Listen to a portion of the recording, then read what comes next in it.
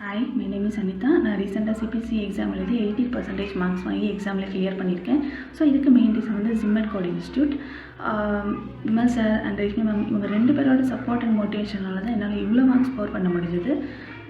Reshmi மேமோட training வந்து ரொம்ப கிளியராக இன்டெப்த்தாக எல்லாத்தையும் எலாபரேட்டாக டீட்டெயிலாக எக்ஸ்பிளைன் பண்ணுவாங்க. நான் ஒரு நான் லைஃப் சயின்ஸ் கிராஜுவேட். ஸோ அனாட்டமியில் ஃப்ரம் த ஸ்க்ராட்ச்லேருந்து எனக்கு ட்ரைனிங் செஷன்ஸ் கொடுத்தாங்க.